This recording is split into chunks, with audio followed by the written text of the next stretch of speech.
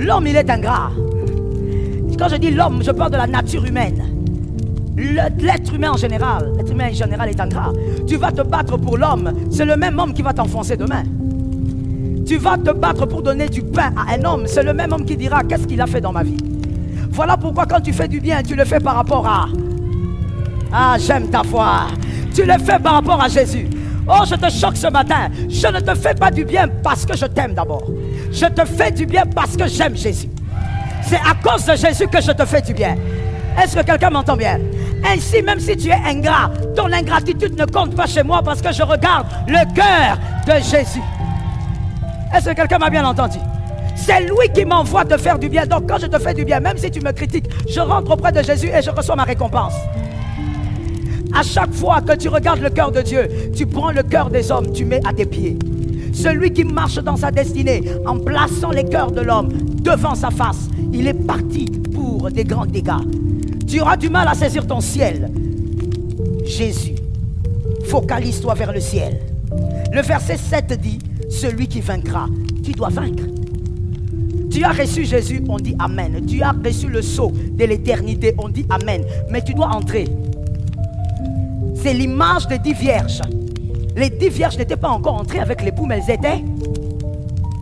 Est-ce que quelqu'un entend? Quelqu'un qui lit la Bible peut parler avec moi? Elles n'étaient pas encore entrées avec l'époux dans la maison, mais elles étaient vierges. C'est-à-dire elles avaient... S'il faut l'expliquer dans la Nouvelle Alliance, elles étaient converties. Ce sont des enfants de Dieu, des personnes converties.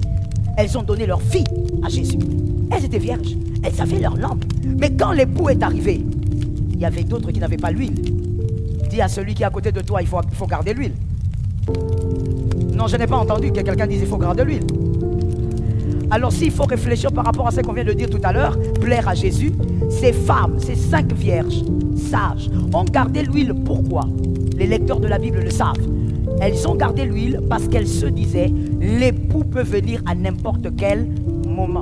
Il faudrait que quand il arrive, qu'on allume. Un coup, celle qui garde l'huile en disant, l'époux peut venir à n'importe quel moment. C'est-à-dire qu'en réalité, elle est focalisée sur quoi? Sur l'époux.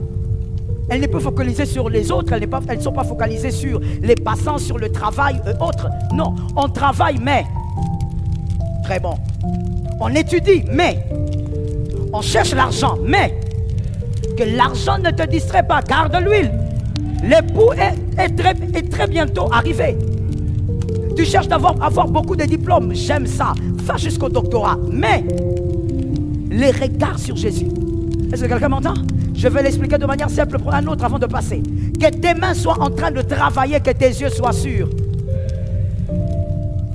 Ne sois pas en train de travailler et tes mains, et ton cœur, et tes poumons, et ton pancréas.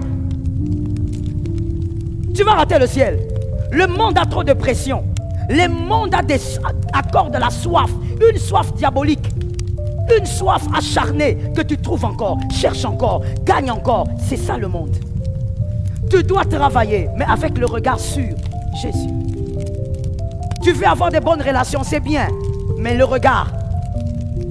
Tu veux des pistons, mais n'oublie pas, le plus grand piston c'est. Focalise-toi sur Jésus, garde ton ciel. C'est comme ça que l'apôtre Paul pouvait dire, focalisons-nous sur le cœur de Christ. Plaisons à Christ, plutôt que de se battre pour plaire aux hommes. Que Jésus nous fasse grâce. Le verset 8. Il y a quelque chose qui m'intrigue au verset 8 du même chapitre. Apocalypse 21, 8. Je veux lire avec vous, s'il vous plaît. Verset 8. Vous l'avez trouvé? Allons-y tous ensemble, s'il vous plaît. 1, 2, 3.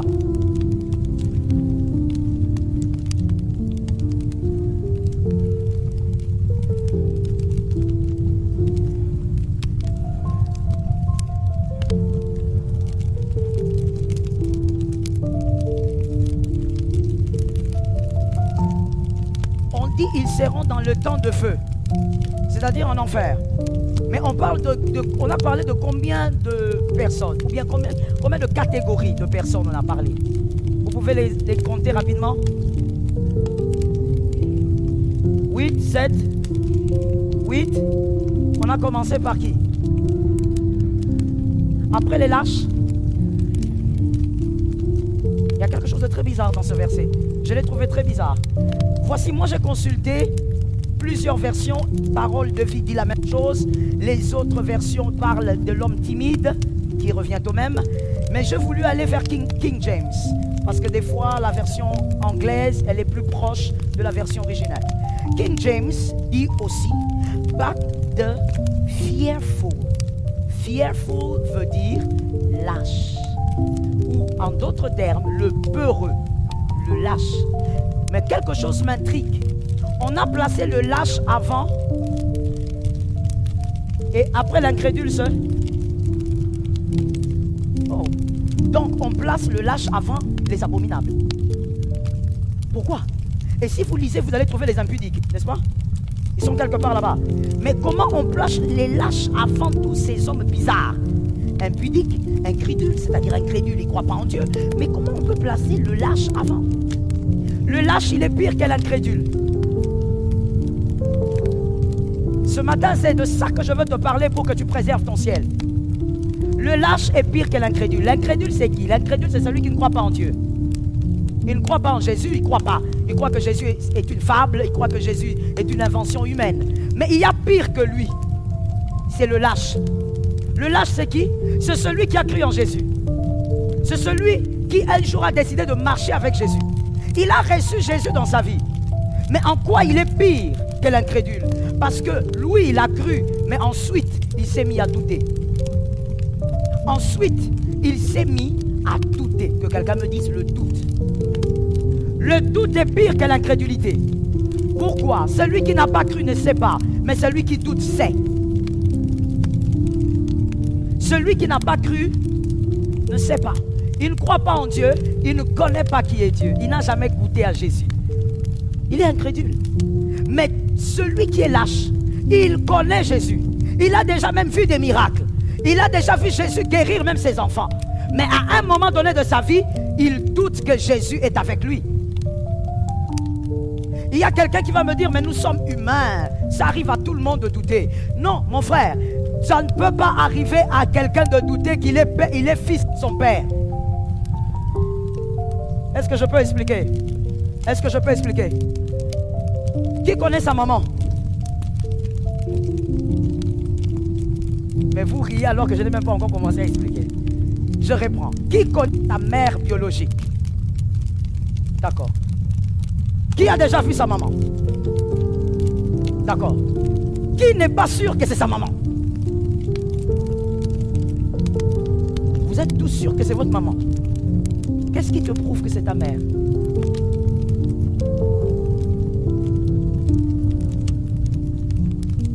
Ah, ça fait rire. Je vois mon fils là-bas en train de rire. Ça fait rire, hein? Mais ça fait rire alors que nous faisons des choses comme ça avec Dieu. Qui vous a affirmé que cette femme est votre mère? Et que c'est vraiment votre maman? Je reprends une autre question. Jusqu'à cet âge, qui a douté une fois que cette femme était sa maman? Quand même 2 personnes, 3 personnes. Sur combien? Vous tous, vous n'avez jamais douté. Elle n'a jamais été méchante avec vous. Ça vous a amené à douter que c'est votre mère? Oui. D'autres ont dit non. D'autres ont dit oui. Bon, malgré le oui et le non, aujourd'hui, quelle est votre conclusion? Mais comment c'est votre mère? Ok. Qui a déjà fait le test ADN? Pour savoir que maman, c'est maman. Tu vas me dire seulement, je sais, c'est maman. Mais écoute, cette vérité, elle est faible par rapport à l'amour de Dieu dans ta vie. Non, tu n'as pas dit amen, tu n'as pas compris. Cette vérité qui est devenue une certitude pour toi, elle est très faible face à la vérité qui dit que Jésus t'aime. Il arrive de douter. Tu doutes que Jésus t'aime. Tu doutes que Jésus est avec toi parce que tu traverses une situation. Mon frère, la preuve qui montre que Jésus est avec toi, c'est que tu es encore là. Est-ce que quelqu'un m'entend? Non, peut-être que tu n'as pas compris. Je vais t'expliquer pourquoi. Parce qu'il est écrit, les ténèbres ne régneront pas. C'est-à-dire que les ténèbres... Merci.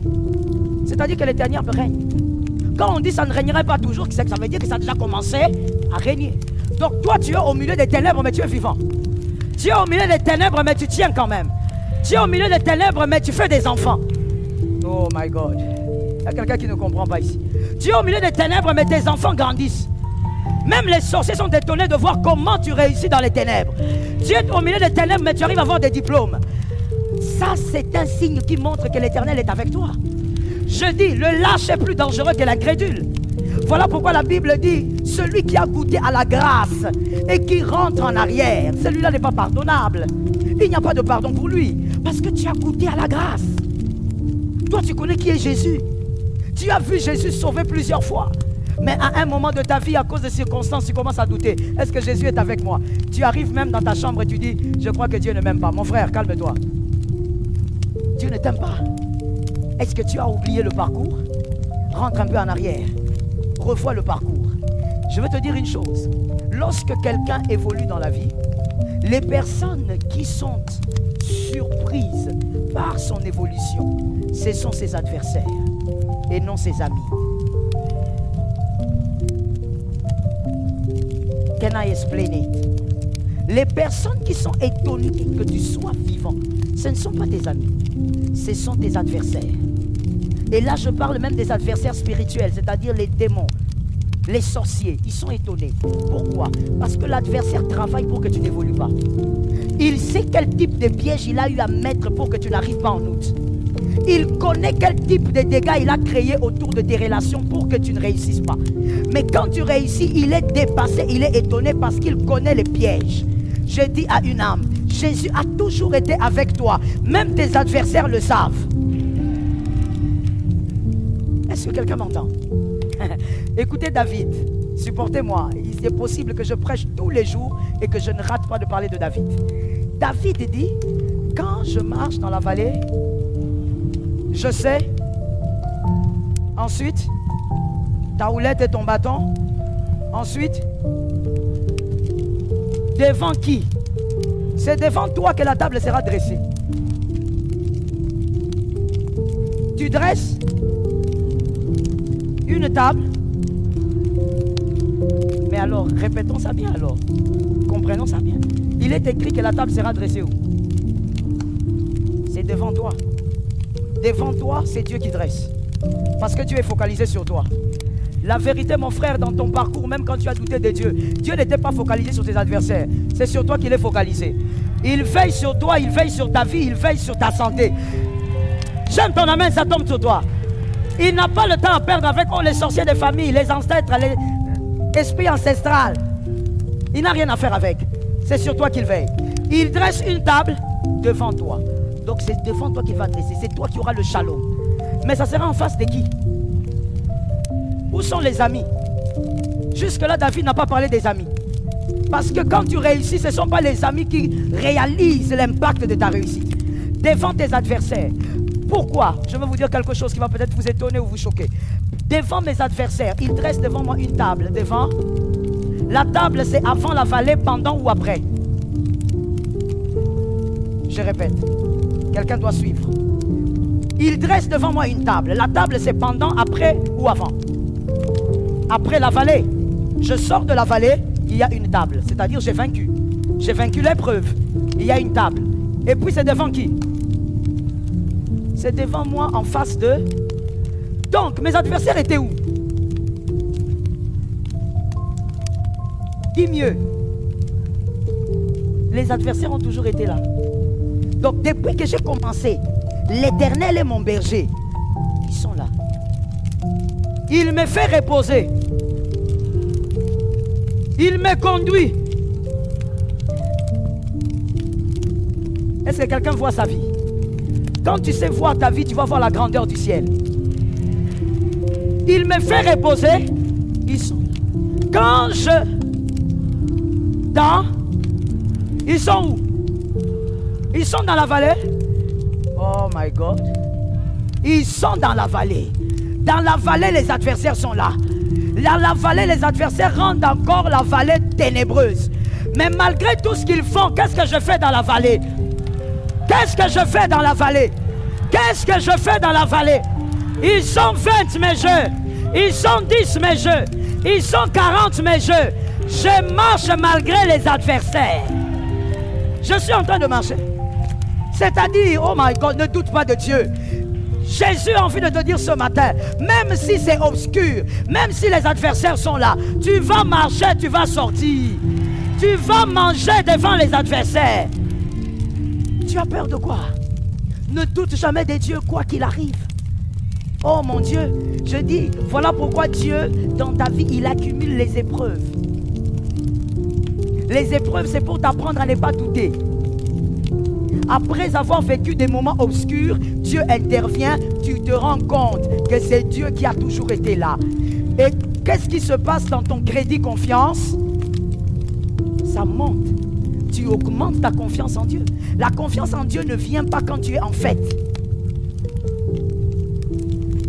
C'est pourquoi les élus, nous devons, par la grâce de Dieu, tuer le mauvais message du serpent dans l'église et dans le corps du Christ. La joie, quand on est enfant de Dieu, on n'est pas joyeux parce que tout va bien. La Bible dit soyez toujours. Ma joie c'est Jésus. Ma joie ce ne sont pas les maisons. Ma joie ce ne sont pas les voitures. Ma joie ce n'est pas l'argent. Ma joie c'est j'ai besoin de toi, amen. Ta joie c'est Jésus. Ainsi ta joie n'est pas conditionnée par ce que tu peux avoir ou par ce que tu peux manquer. Voilà pourquoi les épreuves, quand ça arrive, c'est pour t'amener à faire confiance différemment. La confiance augmente en Jésus quand on arrive à vaincre les épreuves. Celui qui traverse plusieurs vallées, il grandit en confiance. Pense-toi, tu es combattu. Jésus ne t'aime pas. Voilà pourquoi tu es combattu, menteur. Celui qui est combattu, c'est celui que Jésus a tant aimé. Est-ce que quelqu'un m'entend bien? Je vais le dire à ma manière. Que quelqu'un te dise, elle va le dire à sa manière. Non, que quelqu'un me dise, Joël, dis-le à ta manière. Voici ce que je dis. L'Éternel, Dieu a tant aimé Jacob qu'il a donné Joseph. Et il a retiré Joseph au milieu de ses frères, afin que Joseph sauve ses frères. Celui que Dieu aime, Dieu le retire au milieu de ses frères et Dieu l'éprouve. Ça localise ta tête. Ça localise ta tête. Celui que Dieu chérit, celui que Dieu borde, Dieu va les retirer du milieu de ses frères. Pendant que tes frères seront à l'aise, toi tu seras mal à l'aise. Pendant que tes frères seront joyeux, toi tu vas pleurer. Pendant que tes frères ont les diplômes facilement, toi on fait que te compliquer la situation. Pendant ces temps, tu réalises que tu n'as que Jésus, que c'est Jésus qui a la plus grande pondération. C'est pendant l'épreuve. Celui que Jésus aime plus dans une famille, je vais peut-être choquer quelqu'un, Jésus aime tout le monde. Mais je vais le dire autrement alors, pour t'aider, pour que tu ne sois pas trop choqué. L'étoile stratégique d'une famille, Jésus, fait passer cette étoile par des épreuves inédites. Parce que c'est la seule manière d'apprendre à faire confiance en Jésus. Mon frère, je vais vous donner un exemple, j'en ai beaucoup, hein. Mais laissez-moi choisir cet exemple. Je crois que c'est mieux que je prenne celui-là. Lorsque je suis allé accoucher de mon fils, déjà il y avait beaucoup de messages de mort, beaucoup, venant de partout. Que là, quand tu rentres, c'est l'enfant qui reste, toi, tu ne sors pas. Ou plutôt, c'est l'enfant qui va naître, toi, tu ne sors pas. J'avais plein de messages comme ça. À un moment donné, je me suis décidé de ne plus regarder mon téléphone. J'ai dit non, ça ce sont des choses qui détruisent ma foi. J'ouvre une parenthèse, mon frère, dans ta vie. Lorsque tu traverses ta vallée, ou même lorsque tu vis dans ta vie de tous les jours, évite un peu les mauvaises nouvelles. Est-ce que quelqu'un m'entend? Des fois, il faut apprendre un peu à fermer ton téléphone pour éviter des mauvaises nouvelles. Et des fois, vous savez, est-ce que je ne sais pas si vous avez des gens comme ça, mais moi j'en ai. Des personnes, quand vous voyez son nom, vous refusez d'ouvrir le message. Parce que lui ne donne que des mauvaises nouvelles. Moi j'ai des gens comme ça. Ils sont à peu près à 15. Ces personnes-là, dès que je vois sur WhatsApp son nom entré, je vous dis, je n'ouvrirai pas ça. Jusqu'à même une semaine. Parce qu'il n'a que des mauvaises nouvelles. Il est négatif même par rapport à sa propre vie. Mon frère, trop de négativité vous entoure aussi d'une aura de négativité. Il faut aimer les choses positives qui vous amènent à croire en vous. À croire en ce que Dieu a déjà fait. C'est pourquoi même par rapport aux informations, fais attention avec ces chaînes-là qui ont toujours des mauvaises informations. Non, c'est fini. Bientôt là, le Congo va brûler. Ah, des gens tellement négatifs. Oh, tel qu'on est là, c'est terrible. Regardez, on arrache 3 reins. Est-ce que quelqu'un peut avoir 3 reins? Donc on traumatise les gens au-delà même de la réalité. Non, faites attention, si vous voyez seulement quelqu'un avec des cheveux carrés. Mon mari m'a interdit de citer le nom à la chair. Donc citez ça vous-même. Donc on te traumatise même au-delà de la réalité. Évite un peu ça. Écoute les nouvelles qui t'encouragent à croire. Parce que Jésus est vivant.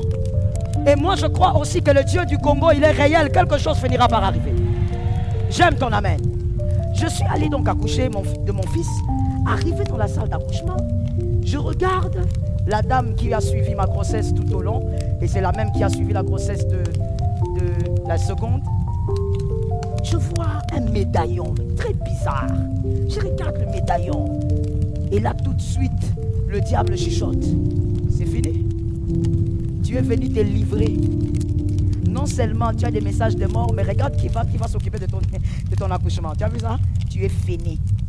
Aujourd'hui, tu es la chèvre ici. C'est cette table, tu vas rester ici. Je regarde, je vois l'anesthésiste entrer. Je regarde l'anesthésiste. Lui aussi, médaillon. Je dis, c'est fini.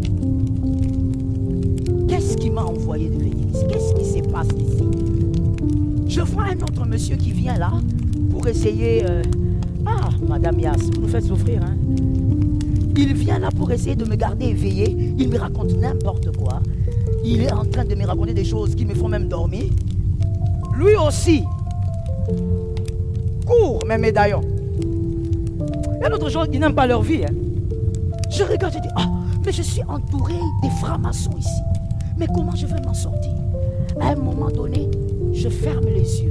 J'entends le Saint-Esprit me dire, tu vois ici, si la main de Jésus ne te sort pas, tu ne sors pas d'ici. Je ne dis pas le diable, je dis Jésus. Pourquoi? Parce qu'afin que Jésus ne te délivre, il doit d'abord te montrer la profondeur du trou dans lequel tu es. J'ai aimé la foi que j'ai vue là-bas. Je reprends pour celui qui dormait. Avant que Jésus ne te délivre, il doit d'abord te faire comprendre que ton trou là, il est profond. Qu'aucun homme ne peut te sortir de là. Même pas ton papa, même pas ta maman, personne. Et en ce moment-là, j'ai dit au Saint-Esprit, Saint-Esprit, qu'est-ce qui va se passer ici? Le Saint-Esprit m'a dit, Joël, regarde à gauche, où est ton mari? J'ai dit, il est dehors.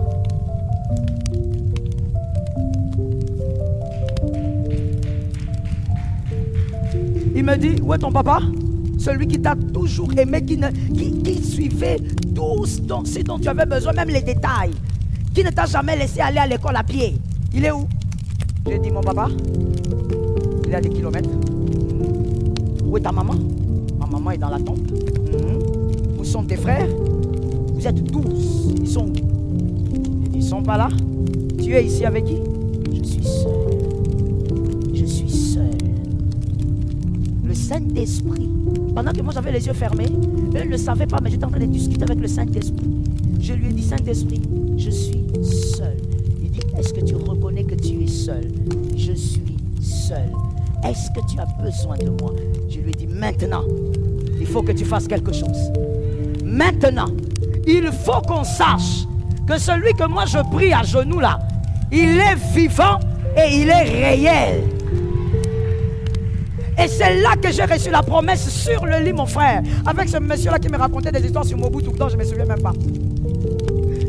Pendant que j'étais sur le lit, le Saint-Esprit, pendant tous les 9 mois de grossesse où j'avais des messages de mort, il ne m'avait donné aucun message. Mais ce jour-là sur le lit, il me dit, Joël, je suis entré avec toi.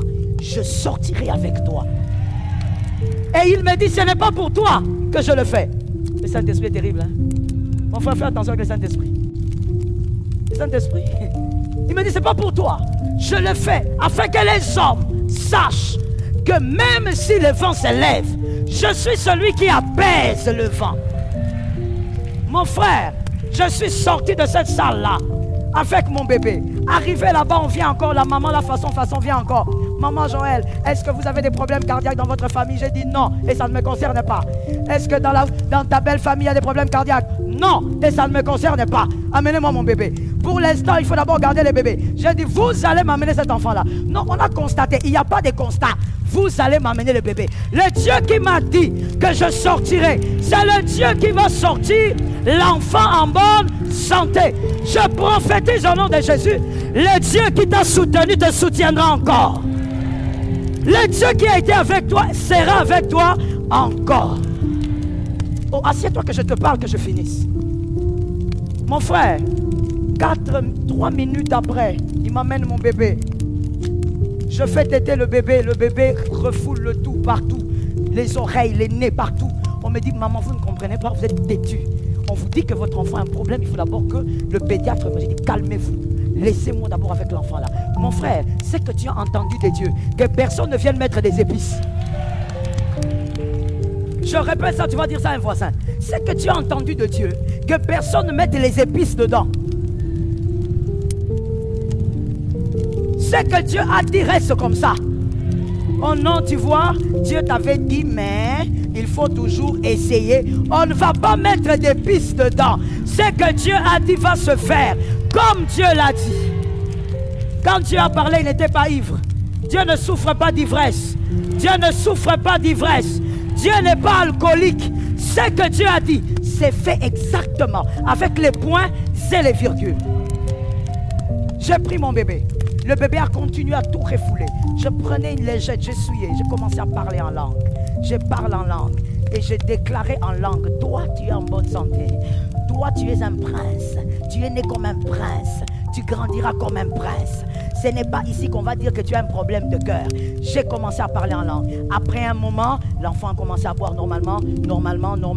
Quand l'enfant commence à boire, attends, je te parle. Quand l'enfant commence à boire, je dis jamais. Comment l'enfant peut boire beaucoup comme ça? Moi, je suis habitué avec les filles. Les filles ne boivent pas beaucoup. Les garçons boivent comme s'ils veulent faire disparaître quelqu'un. J'ai pris l'enfant. J'ouvre une parenthèse. Frère, respecte maman. Frère, respecte ta maman. Que les femmes me donnent la main. Mon frère, il faut respecter maman. La manière dont toi tu as bu le lait. Il faut respecter maman.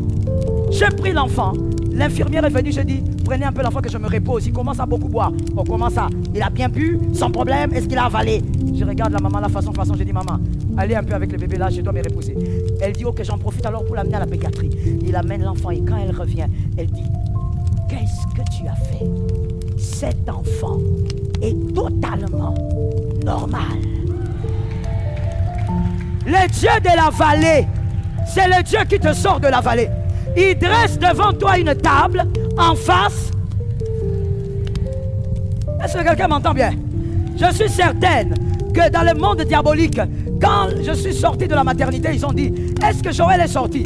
Ils se sont passés le mot, elle est sortie. Comment elle est sortie? Comment ça s'est passé? Qui était là-dedans? Il y a quelqu'un. Il n'est pas papa, il n'est pas maman, il est au-dessus des parents. Il était dans la salle. J'ai dit à une âme, ne doute jamais de Jésus. Peu importe ce que tu vas vivre aujourd'hui, il a déjà fait ses preuves hier. Est-ce que quelqu'un m'entend bien? Un homme, tu peux douter de lui. Une femme, tu peux douter d'elle. Jésus, non. Même si aujourd'hui tu manquais de tout, mon frère, ne sois pas pire qu'un incrédule. Ne sois pas pire qu'un incrédule. D'où te vient le doute? Qu'est-ce que tu vis aujourd'hui pour douter? Qu'est-ce qu'il y a? Tu n'as pas mangé, tu n'as pas de travail. Mais est-ce que ça veut dire quelque chose? Celui qui te garde en vie est plus grand que le travail. Je le dis autrement, la vie que tu as est plus grande que le travail. La vie que tu as est plus grande que tes études. Le Dieu de la récupération est vivant. Il est écrit, je vous rembourserai les années qu'ont dévoré les sauterelles. Il va te rembourser au nom de Jésus. Comme Abraham, Abraham qui dit, oh, c'est pas possible, je m'en fais mourir. Son fils Abraham, Abraham, tu parles trop comme tout humain. Finalement, il a eu Isaac, après Ismaël. Mais après tout ça, we were in love that never meant to stay. Some things are real, even when they fade.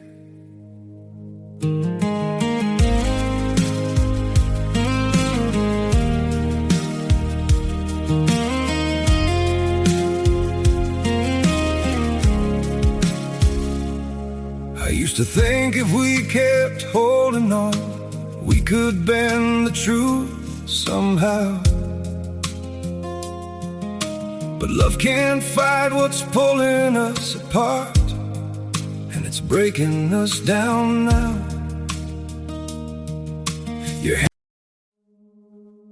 We were in love that never meant to stay. Some things are real, even when they fade.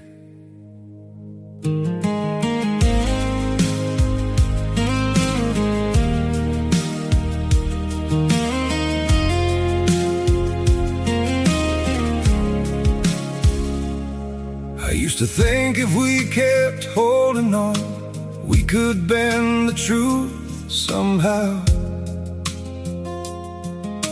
But love can't fight what's pulling us apart, and it's breaking us down now.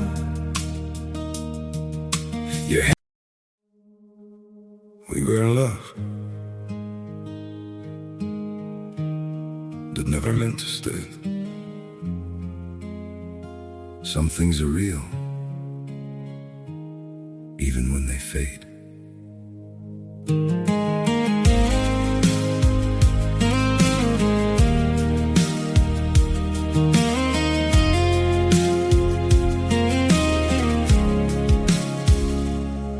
I used to think if we kept holding on, we could.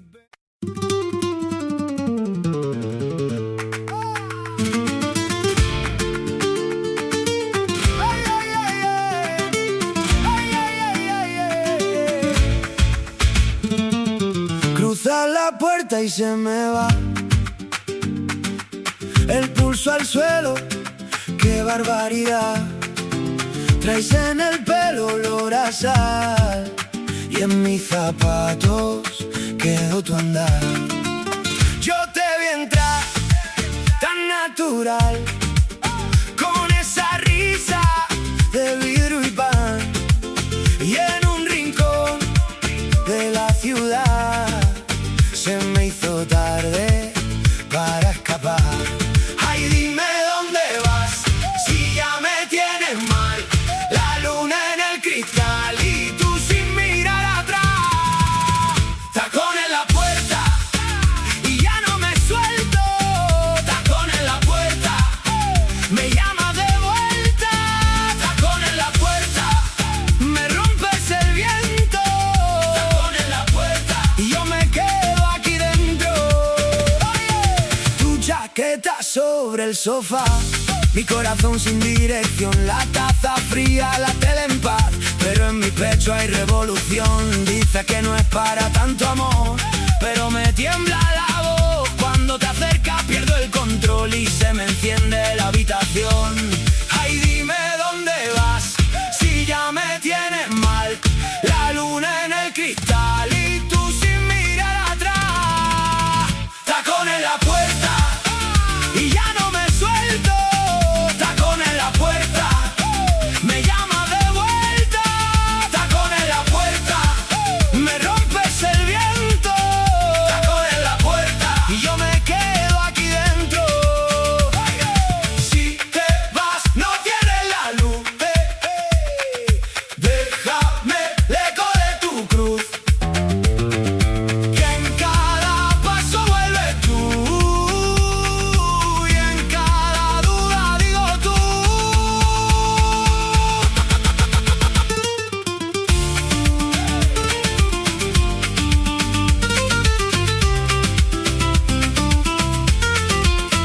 Tacón en la puerta y ya no me suelto. Tacón en la puerta, me llama de vuelta. Tacón en la puerta, me rompes el viento. Tacón en la puerta. Ça, il a encore fait quoi? Il a fait encore d'autres bébés. Celui qui avait dit je m'en vais. Ah. Frère, la vie, il ne faut pas beaucoup. Voilà. La vie, il faut se calmer deux fois. Tu t'en vas sans enfant comment? Sarah est partie, tu as capturé Ketura. On croyait que Sarah était la femme, l'amour de ta vie. Tu as attrapé. Et tu as fait encore des enfants. Mon frère, il rembourse les années comme dévorer les sauterelles. Ne doute jamais de Jésus, ne tombe pas dans le doute. Douter de Jésus, c'est la lâcheté. C'est pourquoi le verset commence par les lâches. C'est la lâcheté. Celui qui t'a sauvé hier, comment tu ne te rappelles pas de ce qu'il a fait hier? Celui qui t'a donné la paix alors que les autres étaient troublés, comment tu ne te rappelles pas de ça? Le Dieu de gloire est vivant. Je finis en te donnant les deux sources majeures du doute. Les deux sources majeures. La première source qui crée le doute dans la vie d'un enfant de Dieu, c'est le manque d'intimité avec le Christ. Quand tu n'as pas une vie intime avec Jésus, c'est-à-dire des moments de qualité avec Jésus. Moments de qualité, ce sont des moments où on médite la parole de Dieu. Des moments où on prie seul, on est seul. Même quand on est marié, on prend le temps seul avec Jésus. Tu es enfermé quelque part. Tu dis, écoute, je travaille à la maison, je suis femme au foyer, mais voilà, les enfants ne sont pas là, je me retire un peu dans la chambre. Je veux lire la parole de Dieu. Je veux prier, je veux parler à Dieu. Mon frère, lorsqu'on n'a pas d'intimité avec le Christ, le doute va commencer à se créer à tout bout de champ. À chaque fois qu'une petite épreuve va venir, tu vas douter. Je vous explique pourquoi. L'intimité crée la confiance. Pourquoi? Parce que l'intimité est un mystère qui fait à ce que vous êtes en Christ et Christ est en vous. Ce n'est pas seulement le fait d'avoir le Saint-Esprit en soi, mais quand on vit une vie intime avec Jésus, vous commencez à vivre en Christ. Et Christ, il vit en vous. Voilà pourquoi, parmi les péchés qui existent, la Bible dit que le péché de l'intimité est le seul péché qui fait à ce que deux personnes deviennent un. Et la Bible va même au-delà, dans 1 Corinthiens 6, 16. 1 Corinthiens 6, 16, la Bible dit que lorsque vous couchez avec une prostituée, vous devenez une seule chair. C'est l'intimité. Le mystère de l'intimité, c'est le seul acte qui fait à ce que l'un vive en l'autre. On te voit dans la salle ici, mademoiselle Niclette, mais à l'intérieur de toi, il y a Jean-Louis. Tu vis, Jean-Louis est en toi et toi tu es en Jean-Louis. Par quoi? Par les relations intimes hors mariage. Car ceux qui sont mariés, 1 plus 1. Regardez maintenant encore un autre mystère de l'intimité. Lorsqu'il y a une intimité convenable entre un homme et une femme, je prends ça pour que tout le monde comprenne. Parce que cette image a été prise de l'intimité de toi avec Jésus. Lorsqu'il y a une bonne intimité entre une femme, un homme et une femme dans le mariage, c'est-à-dire ils ont des relations sexuelles équilibrées et tout se passe normalement, je ne veux pas aller dans les détails ici, et donc vous allez constater que quelque chose va se faire de manière automatique. C'est que l'homme deviendra un grand protecteur. Il va protéger sa femme sérieusement. Pourquoi? Parce que dans l'intimité, elle est satisfaite.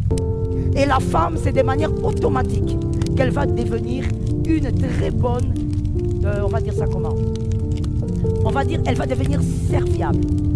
Elle va devenir très serviable envers son mari, sans qu'on lui demande quoi que ce soit. Il y a même des choses que le mari ne demandera pas, elle le fera automatiquement. J'ai envie de dire, elle va anticiper même les désirs de son mari. Parce que dans la sexualité, elle est satisfaite. C'est ce que ça produit dans la sexualité, dans l'intimité entre un homme et une femme. Mais c'est la même chose qui se manifeste avec Jésus. Quand tu vis ton intimité avec Jésus, Jésus commence à te protéger même dans les détails. Ça veut dire même dans les choses où toi-même tu dois faire, Jésus entre dedans. Même les choses les plus banales, Jésus entre dedans. Et automatiquement, toi aussi, tu sens un grand amour du Christ. Qu'est-ce qui se passe? Tu sers Dieu sans qu'on te force. Quand tu ne sers pas Dieu, tu es mal à l'aise. Tu as envie de faire quelque chose pour Jésus. Oui, tu dis, pourquoi je n'ai rien fait pour Jésus ce mois-ci? Qu'est-ce que je peux faire? En fait, personne n'est à forcer. C'est votre intimité qui crée ses émotions et ses sentiments. Est-ce que quelqu'un m'entend bien? Je reviens encore à l'homme et la femme. Lorsqu'il n'y a pas une sexualité équilibrée, une intimité normale, c'est là que vous verrez, l'homme devient colérique. La maison devient amère pour lui. C'est là aussi que vous verrez, la femme, pour servir l'homme, il faut commencer à l'appeler. Madame, est-ce que tu as préparé? Je suis fatigué. Ok. Madame, est-ce que je peux savoir où se trouve la chemise? Est-ce que je suis ton tailleur? Certaines réponses aigries des femmes, c'est l'insatisfaction. Certaines réactions aussi des hommes sur leur famille, ce n'est pas l'irresponsabilité, c'est aussi l'insatisfaction sexuelle. Et c'est la même chose qui se manifeste auprès du Christ. Il y a des gens, quand je vois, ils n'arrivent pas à servir Jésus. Je comprends. Le problème n'est pas de lui dire « sers Jésus ici ». Le problème, c'est de lui dire « vis ton intimité ». Quand tu vivras ton intimité avec Jésus, personne ne va te le dire. Toi-même, tu vas te sentir mal. Tu dois servir Jésus. Ça crée un esprit de service. Au nom de Jésus, vis ton intimité avec Jésus. Nous sommes dans une génération où nous avons des Facebookers, des TikTokers, de quoi encore? YouTubers, quoi encore? Tout ce que vous voulez là. Une génération des gens qui préfèrent faire leur culte à la maison. Mon frère, tu ne peux pas grandir dans la foi en ayant des cultes seulement en ligne. Est-ce que quelqu'un m'entend? Tu dois être dans une église locale, tu dois te frotter à tes frères et que le Seigneur t'aide à grandir. C'est d'ailleurs le deuxième point majeur qui crée des fois le doute dans le cœur d'un enfant de Dieu. Lorsque l'enfant de Dieu ne grandit pas spirituellement, tu ne crois pas, tu es resté enfant. Ne reste pas enfant, deviens fils. Tu dois grandir. Comment on grandit? On grandit d'abord en étant dans une église où on se frotte avec les frères qui sont différents. Ça fait grandir. Ça t'apprendra à pardonner. Ça t'apprendra à tolérer. Ça t'apprendra à ne pas toujours être en avant. On peut mettre aussi quelqu'un d'autre en avant. Ça t'apprendra beaucoup de choses et ça va briser ton caractère. Est-ce que quelqu'un m'entend? Si tu m'entends, pourquoi je n'entends pas les amens? Ça brise le caractère. Ou tu dis que non, moi j'ai grandi comme ça, moi et mon papa on parle comme ça, frère. À l'église, ça va briser ton orgueil. Parce qu'on va t'apprendre que tu n'es pas le centre du monde, tu dois apprendre à supporter tes frères. Ça fait grandir spirituellement. La deuxième chose qui fait grandir spirituellement, c'est la parole de Dieu, évidemment. Écoutez la parole, mais écoutez la bonne. Écoutez la bonne parole de Dieu.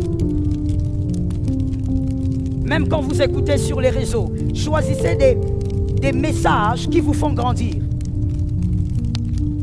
Ne choisissez pas les messages seulement qui percent l'étrier, mais choisissez des messages qui vous touchent et qui vous font grandir. Tu sais que tu es rancunière. Quand on parle de la rancune, tu es en train de zapper sur, je ne sais pas, Facebook ou quoi. Tu vois un thème qui parle de la rancune, entre dedans. Ne sois pas seulement là en train d'entrer là quand tu vois mariage, célibataire. Tes doigts sont fatigués de cliquer. Dès que tu vois seulement la femme, monsieur le célibataire, un guerlin. Lorsque tu vois seulement comment faire pour traiter une femme. Vous savez, dans la vie, il faut être intelligent. Je dis à quelqu'un, il faut être intelligent.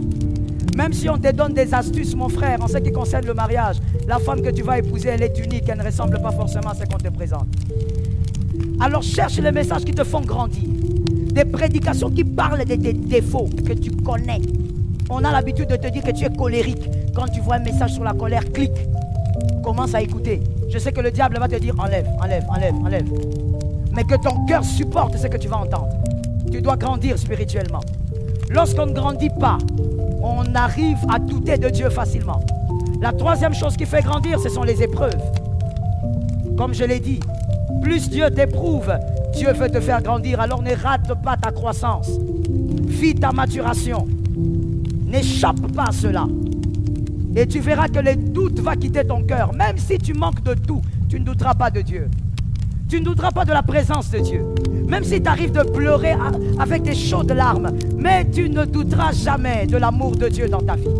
Parce que tu as déjà les deux grands éléments. Tu vis une intimité et tu grandis en Jésus. Tu n'es pas resté chétif en Christ. Que l'Éternel te donne la victoire. Je finis en disant à une âme, et tu vas le dire aussi à ton frère, Dieu t'a aimé avant que tu ne sois. Amen. Amen. Dieu t'a aimé. Je vais créer une petite polémique ici. Je vous ai déjà averti que je vais créer une petite. C'est moi-même qui a dit que je vais. Alors j'ai créé. Avant ta naissance, il y a deux personnes qui t'ont aimé. Ou on va dire deux êtres. Jésus, Dieu, qui est Dieu d'ailleurs, et ta maman.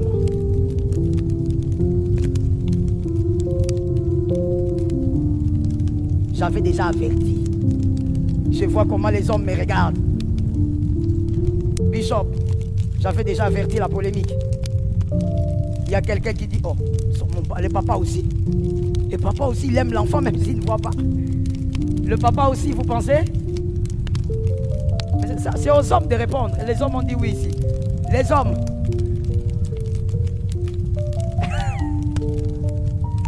Je crois aussi. C'est toujours possible. Mais je dis à quelqu'un, parmi les êtres qui t'ont aimé avant que tu ne sois formé, avant que tu n'aies une bouche, une langue et tout ce que tu veux, Dieu. Ne doute pas de sa présence, il a été avec toi avant que tu ne sois dans les seins de ta mère. Avant que tu ne sois dans les seins de ta mère, il a été avec toi. Dans les seins de ta mère, il a été. Tu grandis, il est. Tu ne doutes jamais de lui. Lorsque tu sens le diable te chuchoter des choses à l'oreille, dis-lui, il est écrit. Je connais le projet que j'ai formé sur vous. Est-ce que quelqu'un m'entend? Lorsque le diable parle à l'oreille, le remède c'est, il est écrit. Quand il te dit Jésus ne t'aime pas, dis-lui, il est écrit. Car Dieu, qui l'a donné, donc Dieu m'aime. Ah, je déclare sur ta vie, l'Éternel te fortifie, tu grandis dans la foi.